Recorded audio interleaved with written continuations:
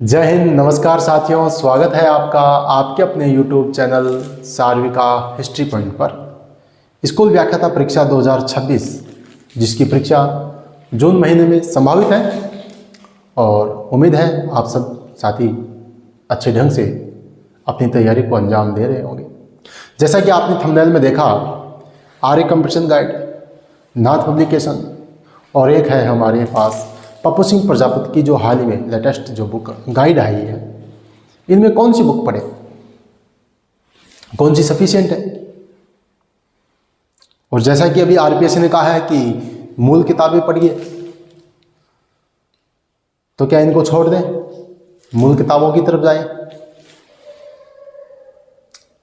या फिर अभी जो हाल ही में असिस्टेंट प्रोफेसर का जो पेपर हुआ है उसकी जो कठिनाई का जो लेवल दिख रहा है उस हिसाब से कौन सी बुक है जो हमें सिलेक्शन दिला सकती है, बात करेंगे इस वीडियो में। मैं अपनी राय रखने की कोशिश करूंगा। स्वाभाविक सी बात है, जब एक विद्यार्थी तैयारी करता है और जब उस समय उस दौरान कोई कठिन पेपर को देखता है तो मन में संदेह तो होना ही है। भाई तैयारी किस लिए कर रहा है? सिलेक्शन के लिए, चयन के लिए।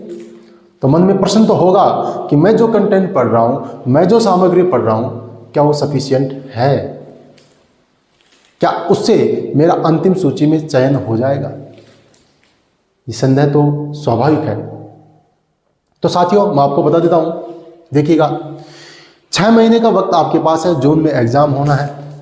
इन 6 महीनों में यदि आप मूल किताबें पढ़ सकें, अब मूल किताबें फिक्स तो है नहीं, 2 बुक पढ़ लें, 3 पढ़ लें, 4 पढ़ लें, 5, 10, कितनी फिक्स तो है नहीं। पढ़ सकते हैं तो पढ़ लो, बहुत अच्छी बात है। स्टैंडर्ड बुक पढ़ो, प्रमाणिक बुक पढ़ो। ये तो हो गई पहली बात। दूसरी बात, गाइड की बात करें। गाइड में हमारे पास 3 विकल्प मोटे मोटे दिखाई दे रहे हैं। अभी केवल मैं प्राचीन, मध्य, आधुनिक भारत के लिए जो गाइड आती हैं उनकी बात कर रहा हूँ। इसके बाद में अपन वीडियो बनाएंगे विश्व इतिहास के लिए और राजस्थान इतिहास के लिए। 6 महीने का वक्त आपके पास है। इन 6 महीनों में आप कंप्लीट भारतीय इतिहास के लिए, प्राचीन, मध्य, आधुनिक के लिए कौन सी एक गाइड पढ़े या नहीं पढ़े, इस पर बात कर रहे हैं। अब बहुत सारे साथी हैं जो आर्य कंपटीशन गाइड में लगे हुए हैं, बहुत हैं जो नाथ पब्लिकेशन पढ़ रहे हैं, बहुत है उन्होंने अभी पीएसपी वाली जो बुक है उसको ली है। तो इन तीनों में कौन सी सफिशिएंट है? अब देखो, सबसे पुरानी बुक कौन सी है? आर्य। उसके बाद कौन सी आई? नाथ। और सबके लेटेस्ट कौन सी है? पीएसपी। अच्छा, सबसे कम पेज किस में है? आर्य में। उससे ज़्यादा पेज किस में है? नाथ में। उससे भी ज़्यादा किस में है? पीएसपी में। तीनों बुक का आपको YouTube पर रिव्यू मिल जाएंगे, रिव्यू देख लेना। मेरी जो इस वीडियो बनाने का जो मेरा उद्देश्य है वो ये है, आपके डाउट को क्लियर करने की कोशिश करना। 100% कंटेंट किसी भी गाइड से नहीं मिलेगा, ये बिल्कुल परम सत्य है।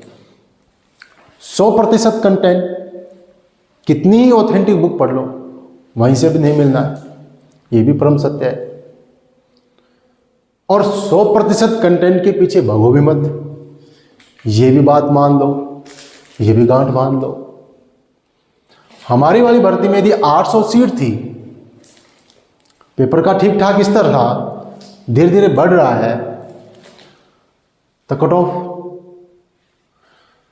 उस हिसाब से गई थी।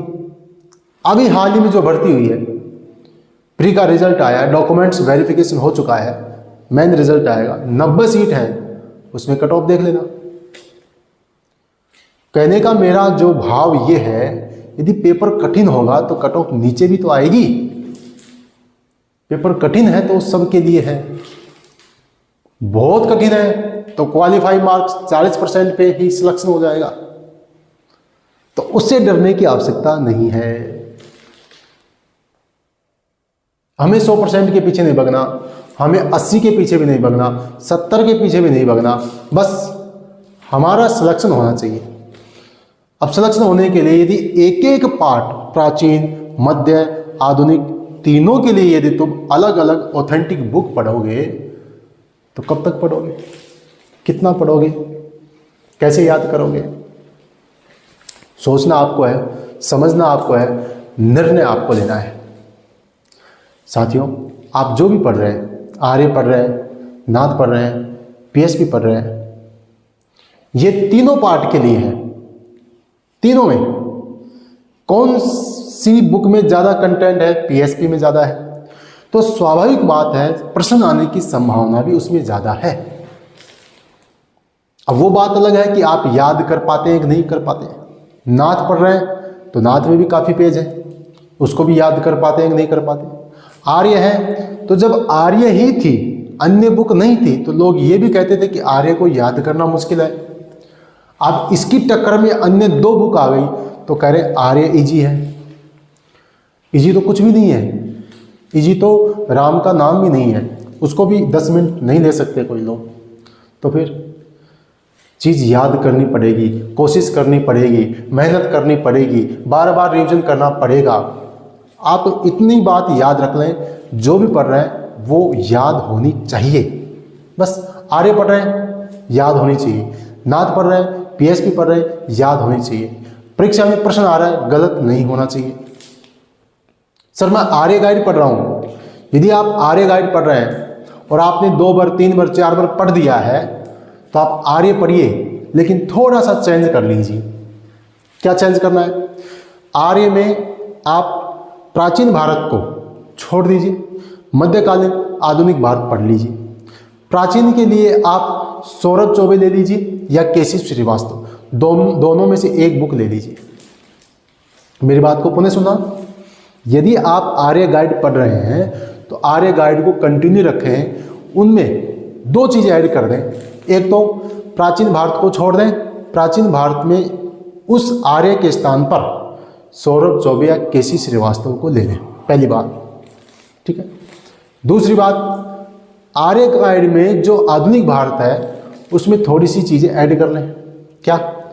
आज़ादी के बाद का भारत, उसकी एनसीईआरटी की बुक आती है 11th और 12th। तो आज़ादी के बाद का जो भारत, जो आपके पाठ्यक्रम में जो टॉपिक है, उसको वहाँ से पढ़ लें।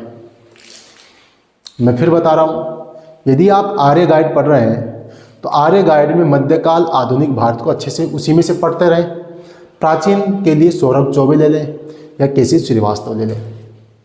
आधुनिक भारत में आज़ादी के बाद का जो भारत है उसके लिए आप एनसीईआरटी 11th और 12th को पढ़ लीजिए, या फिर पप्पू सिंह प्रजापत में आपको और भी ज़्यादा डिटेल से मिल जाएगा, उसमें से पढ़ लीजिए। कंप्लीट पाठ्यक्रम आपका कवर हो जाएगा। ये तो होगी आर्य की बात। अब यदि आप नाथ पब्लिकेशन पढ़ रहे हैं तो नाथ पब्लिकेशन में आर्य की बजाय ज़्यादा कंटेंट है, और अभी जो स्कूल व्याख्याता की परीक्षा हुई है इसमें जो टॉपर होंगे उसमें देख लेना आप, नाथ पब्लिकेशन पढ़ने वाले भी आपको मिलेंगे। हाँ, थोड़ी बहुत त्रुटियां हैं, उन पे जिस हिसाब से मुझे जानकारी है, काम चल रहा होगा, काम कर रहे हैं, उसमें सुधार हो जाएगा। यदि आपने पढ़ दिया है 2 बार 3 बार 4 बार तो उसको कंटिन्यू रखें, बदलने की आवश्यकता नहीं है, ठीक है।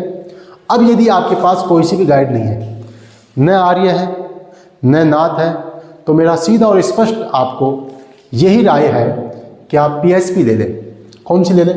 पीएसपी, पप्पू सिंह प्रजापति की जो लेटेस्ट बुक आई है उसको ले लीजिए, और उसको अभी 6 महीने का वक्त है, उसको आराम से पढ़िए। प्राचीन, मध्य, आधुनिक तीनों पार्ट का आप उसमें से अच्छे से पढ़िए। बुक कठिन है, पहले बता रहे हैं, फैक्ट ही फैक्ट है, पढ़ना मुश्किल है, लेकिन पढ़ना तो पड़ेगा, पेपर कठिन आ रहा है। तो पीएसपी ले रहे हैं तो बार बार पढ़ें, आर्य को बार बार पढ़ें, नाथ को भी पढ़ें, बार बार तो पढ़ना ही पड़ेगा। लेकिन यदि आपके पास कोई गाइड नहीं है, या फिर आपके पास पहले से आप कोई ऑथेंटिक बुक के अलावा कोई गाइड लेना चाहते हैं, तो आप पीएसपी ले लें। मेरी राय में पीएसपी में ज़्यादा कंटेंट है, प्रश्न आने की संभावना ज़्यादा है। लेकिन यदि पहले से आपके पास आर्य है, नाथ है, तो वो भी खराब नहीं है, लेखक मेहनत करता है, उनमें भी कंटेंट है। आर्य में तो मैंने बता दिया आपको, थोड़ी सी चीज़ें ऐड कर लें। नाथ है तो नाथ के साथ कंटिन्यू रहे, उसको पढ़ें बार बार, बदलने की आवश्यकता नहीं। साथियों, जितना पढ़ रहे हो उतना याद होने की आवश्यकता है। हाँ, आप प्रैक्टिस बढ़ा दीजिए। भारतीय इतिहास के लिए जो ऑब्जेक्टिव जो बुक आती है, जैसे रवि कुलरिया जी की बुक है प्राचीन मध्य आधुनिक, तीनों भारत की है, वो ले लो। आप गाइड में पढ़ो और एमसीक्यू निकालो, पढ़ो और एमसीक्यू निकालो। केवल मैं गाइड की बात कर रहा हूँ, यदि आप बुक पढ़ रहे हो तो अलग बात है। मैं इन 3 गाइडों की बात कर रहा हूँ। ये वीडियो बनाने का उद्देश्य यही था कि आप कौन सी गाइड पढ़ें। तो मेरे हिसाब से आपका डाउट क्लियर हो गया होगा। यदि आप आर्य नाथ इनके साथ पढ़ रहे हैं, कंटिन्यू है, तो पढ़ते रहें, कोई दिक्कत नहीं है। जैसा मैंने बताया वैसा चेंज कर लें थोड़ा सा। और यदि कोई सी भी गाइड नहीं है तो आपको पीएचपी ले लेनी चाहिए और उसको पढ़ना चाहिए। क्यों? क्योंकि सबसे लेटेस्ट है, ज़्यादा कंटेंट है, प्रश्न आने की संभावना ज़्यादा है, सीधी सी बात है। ठीक है साथियों, इसके बाद अपन बात करेंगे विश्व इतिहास की। विश्व इतिहास में कौन सी बुक पढ़ें, क्या क्या पढ़ें, किस हिसाब से